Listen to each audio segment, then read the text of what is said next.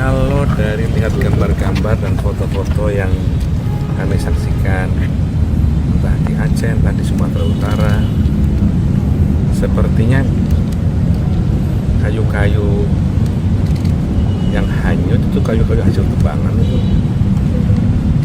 yang cukup lama, bukan kayu-kayu yang ditebang baru-baru atau kayu-kayu yang roboh karena terjangan badai.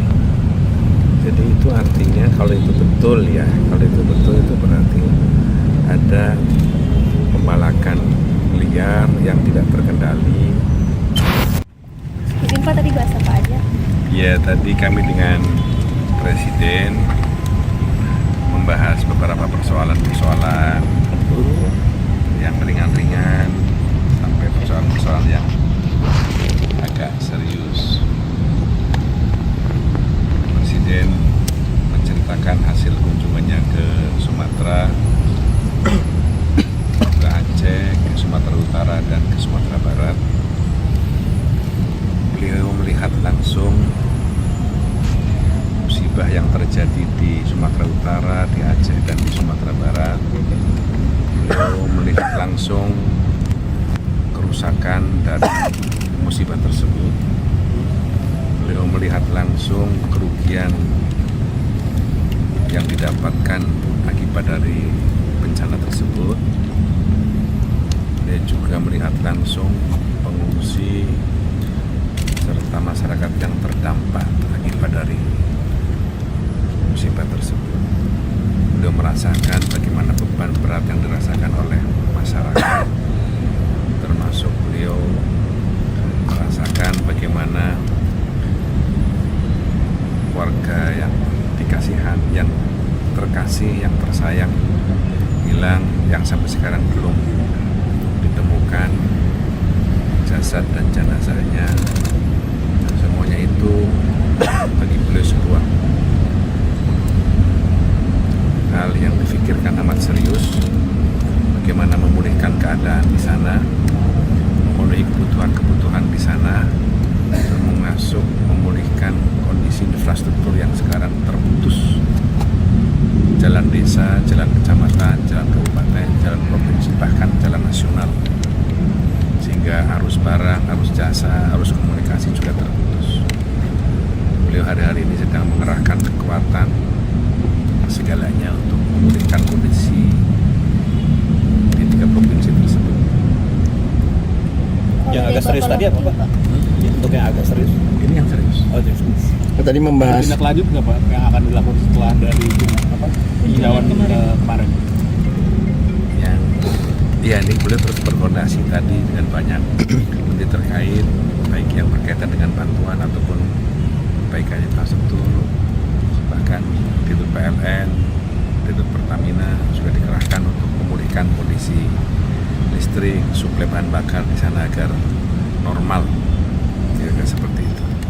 Pak, apakah tadi membahas juga amandemen Undang-Undang 1945 Pak dengan Presiden Pak? Sempat disinggung sebentar. Harus ada pembahasan, harus ada persinggungan lagi sedikit. Apa tuh Pak yang disinggung sedikit tadi? Yang ya, harus. Ya sempat disinggung, tapi belum dalam.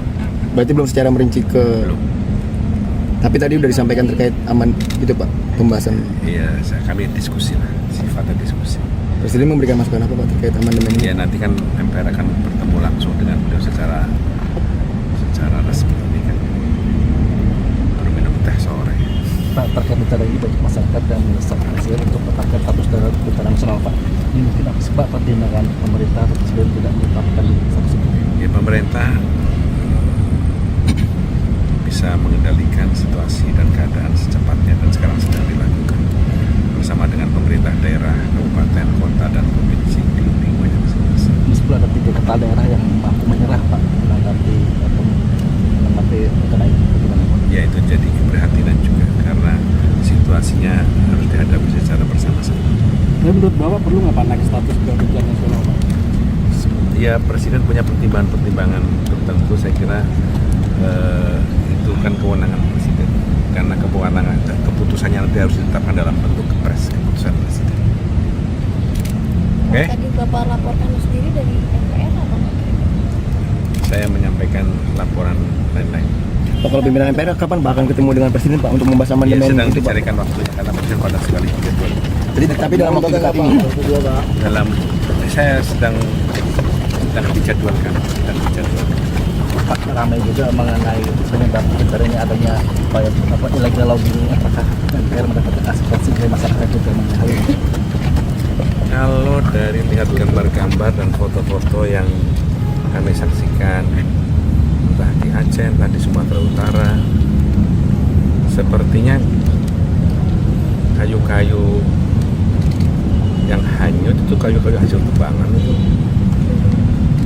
yang cukup lama, bukan kayu-kayu yang ditebang baru-baru atau kayu-kayu yang roboh karena terjangan badai. Jadi itu artinya kalau itu betul ya, kalau itu betul itu berarti ada pembalakan liar yang tidak terkendali yang menyebabkan, yang menjadi salah satu sebab bencana ini bisa memperparah dan diperparah.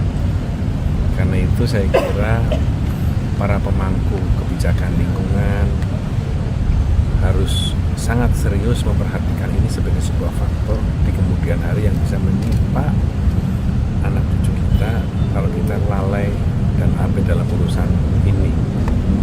Cukup ini menjadi pelajaran terakhir. Pak, tapi Presiden sudah mendapatkan info Pak penyebab banjir ini tuh apakah emang karena pembalakan liar atau karena apa Pak? Karena apa Pak? Sudah. Karena pembalakan liar berarti emang Pak banjirnya itu Pak? Sudah dapat masukan yang komprehensif. Enggak Pak, berarti banjirnya itu emang karena pembalakan liar ya Pak Muzani? Mendorong untuk langkah hukum Pak. Nah, sudah ke mobil dulu ya. Walaupun di luar fungsional, pimpinan ada rencana untuk mendatangi lokasi juga maksudnya. Kenapa? Walaupun di luar fungsi sebagai pimpinan. Ya, kami rencananya pimpinan MPR akan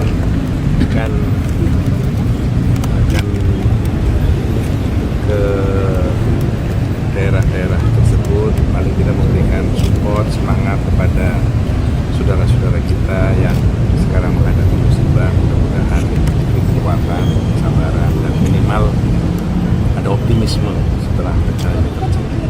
Kapan coba izin perkunjungan? Ya, nanti tadi kami dengan Presiden membahas beberapa persoalan-persoalan yang ringan-ringan sampai persoalan-persoalan yang agak serius. Presiden menceritakan hasil kunjungannya ke Sumatera, ke Aceh, ke Sumatera Utara, dan ke Sumatera Barat. Beliau melihat langsung musibah yang terjadi di Sumatera Utara, di Aceh, dan di Sumatera Barat. Beliau melihat langsung kerusakan dari musibah tersebut. Beliau melihat langsung kerugian yang didapatkan akibat dari bencana tersebut. Dia juga melihat langsung pengungsi serta masyarakat yang terdampak akibat dari musibah tersebut.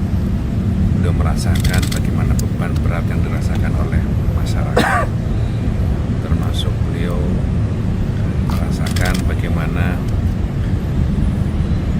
keluarga yang dikasihan, yang terkasih, yang tersayang hilang, yang sampai sekarang belum ditemukan jasad dan jenazahnya.